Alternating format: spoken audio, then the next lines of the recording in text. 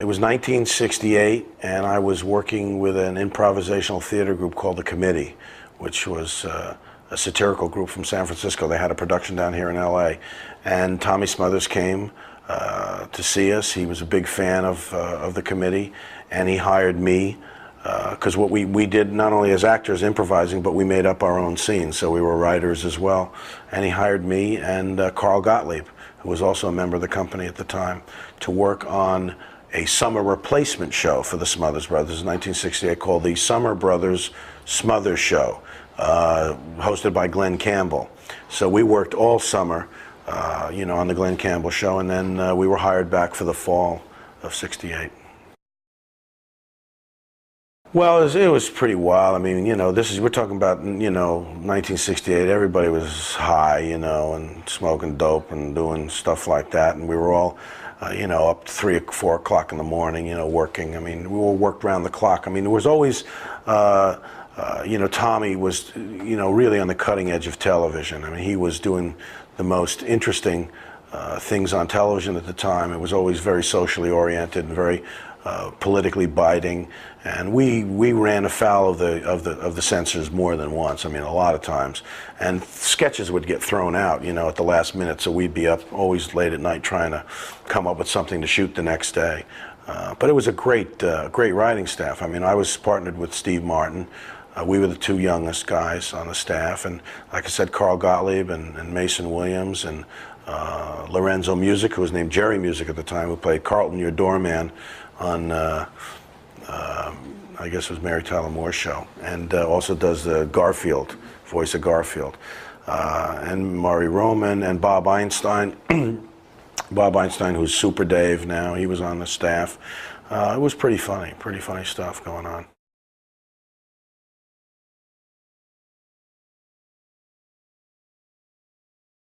Mainly because of Tommy. He assembled a great bunch of talent, and he also gave us the opportunity to do really good work. I mean, it was the best variety show on television at the time, and the best people gravitated towards it, wanted to work on it, and we were given a lot of freedom to write what we wanted to write.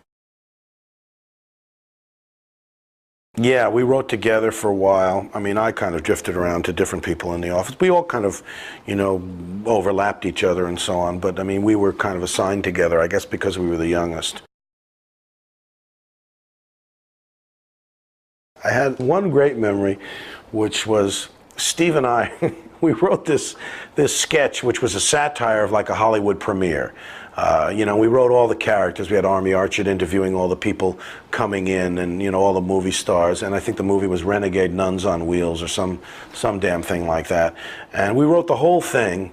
And when we finished it, I remember we just had finished it, and it was one of those weeks where a sketch did get thrown out. It was like, it was late at night, and the censors 86 the sketch, and they said, "Oh boy, we've got to find something for tomorrow.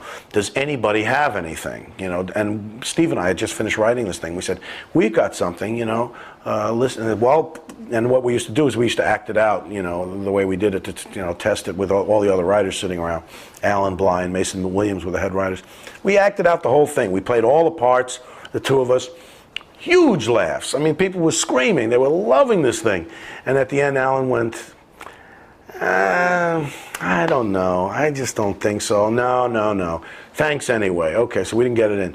Now a couple of weeks goes by, another sketch gets thrown out, and we said, well, we got to have some. Alan Bly says, wait a minute. There's that Hollywood premiere thing. That thing you guys wrote. Come on, let's hear that. That was pretty funny. Let's hear that. Steve and I carted out. We act the whole thing out. Big laughs. No, I don't think so. It's not quite. We did this like 3 or 4 times. I mean, Alan just wanted to hear us perform this bit. He had no intention of ever putting in the show. He just liked to see us, acting. So I remember that. I also remember Steve and I wrote the first fart joke ever on network television. We wrote a bit for Pat Paulson.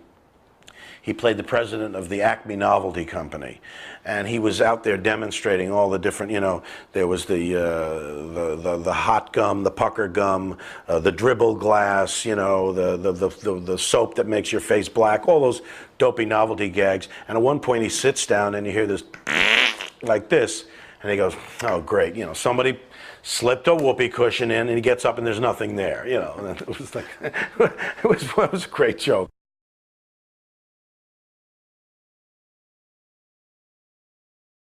I was a maniac. I mean, I was the wildest kind of radical lefty that you could possibly imagine, and Tommy, I feel badly because I used to always, rib Tommy, and I always used to get angry and scream and because I was always saying, you're selling out, you're not doing, and now I realize because I know what goes on to making it, what goes into making a television show and how difficult it is, and the pressures you get from censors and so on.